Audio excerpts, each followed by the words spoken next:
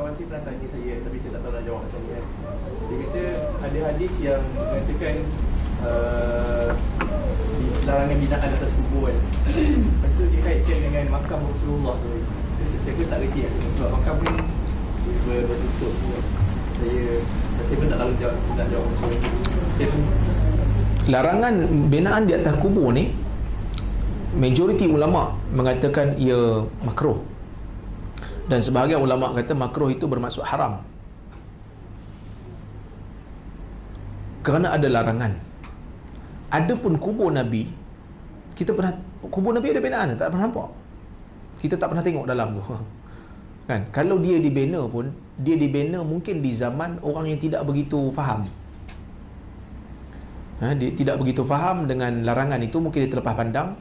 Cumanya bila nak roboh kan, bani, dia akan menimbulkan fitnah yang lebih besar.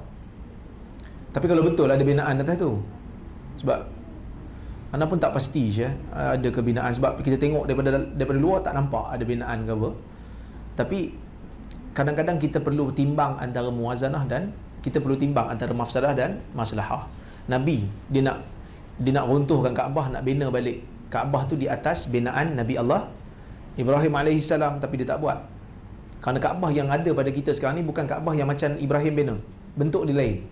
Kerana Ibrahim punya binaan, dia masukkan sekali hijab Ismail yang melengkung. So yang melengkung tu dulu ada dinding. So Kaabah ni dia punya belakang, ujung dia, bucu dia tu petak, ujung dia tu melengkung. Itu binaan Kaabah yang betul. So zaman apa ni, Quraisy, dia orang tak mampu nak bina sebab duit tak ada. So dia orang buat petak, lepas tu dia orang buat hijab Ismail tu sebahagian, kerana nak bagi tahu itu juga sebahagian pada Kaabah. Sebab tu kalau kita nak tawaf tak boleh masuk ke hijab tu, kerana itu Kaabah. So Nabi tak robohkan. Nabi tak robohkan sebab Nabi bimbang nanti kalau kita robohkan, orang ingat Nabi robohkan Kaabah, orang jadi kufur nanti. Orang jadi kufur. Jadi sebab itu mungkin dibiarkan masih, kalau jika ada binaan mungkin dibiarkan, kerana kita bimbang nanti orang yang tak faham dia akan kata kita menghina Rasul sallallahu alaihi wasallam. Begitu juga kubur Nabi tu adalah masjid kan. Ada larangan kubur dalam masjid kan. So yang masukkan kubur dalam masjid, asalnya kubur tu bukanlah masjid, kubur dalam rumah Aisyah. Masjid di sebelah. Yang masukkan kerajaan Bani Umayyah. Masa masukkan kubur dalam masjid, Sa'id bin Musayyib antara yang menentang. Sa'id bin Musayyib, ulama hadis, menantu Abu Hurairah, dia menentang, dia kata tak boleh. Tapi oleh kerana masa tu khalifah tidak berapa faham, so dimasukkan dalam masjid, dan akhirnya dipasangkan dinding supaya asingkan juga masjid daripada kubur tu. Maknanya kita pasang dinding lah supaya tak nampak kubur tu. Itu yang berlaku pada zaman tu. Kalau tak, asalnya kubur Nabi bukanlah masjid, bukanlah kawasan masjid lah.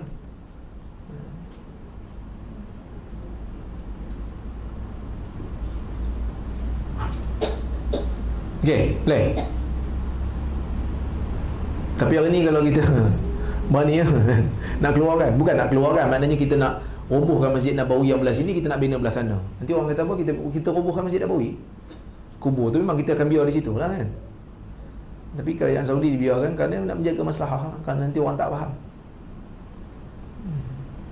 Tara ni pun orang kata kat Saudi macam-macam kan.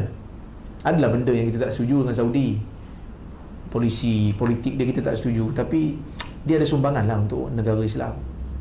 Kita kalau kita kaya, kita belum tentu boleh buat macam Saudi buat. Bagi beasiswa pada seluruh pelajar dunia yang nak belajar datang kat Madinah, bagi beasiswa free, percuma, dapat tiket flight.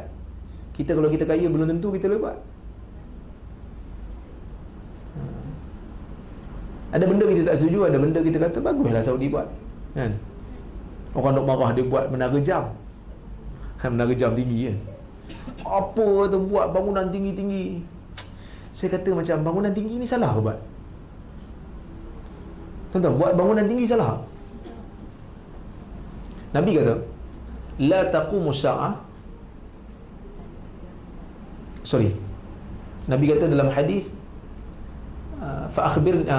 Jibril kata fa akhbirni an amaratiha. Nabi kata an talidal amatu rabbataha wa an yutatawalu fil bunyan wa antara hufatan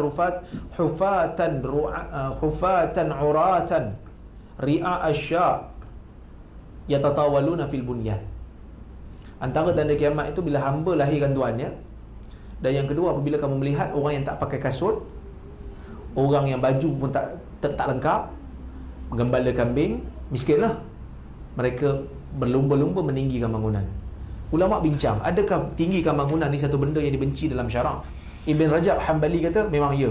Salaf tak suka bangunan tinggi kerana dia kata itu tanda kiamat. Imam Nawawi kata tak, bukan semua tanda kiamat tu benda buruk, dia cuma menjadi tanda. Bila kita kata di akhir zaman nanti perempuan lebih ramai daripada lelaki, adakah perempuan buruk? Tak juga. Perempuan ada peluang jadi salihah.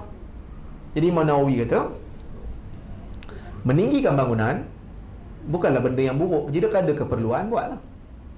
So bila bangunan tinggi dia marah, dia kata tak boleh bina bangunan tinggi, tak boleh.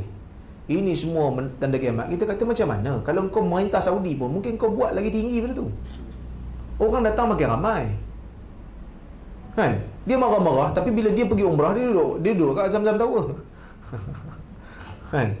Marah-marah kat Saudi, tapi dia pergi umrah, dia duduk kat menara tu. Dia pergi shopping kat menara tu. Jadi kita kata kalau kita jadi Saudi, mungkin kita pun terpaksa buat benda yang sama. Kerana orang terlampau ramai. Kita pun marah kat Saudi. Sebab apa? Lambat sangat. Patutnya dah ada dah LRT daripada hotel pergi ke Masjid Haram. Lambat, kan? Kita kata. Kalau Malaysia merintah Mekah, rasa dah lama dah ada LRT, kan? Tak adalah kita nak menapak, nak kena tunggu teksi apa semua, kan? Ada. Kita dalam isu ni jangan kita ni sangatlah, kan? Jangan kita syadid sangat. Wallahu ta'ala alam. Apa yang baik daripada Allah, apa yang buruk datang dari kelemahan diri saya.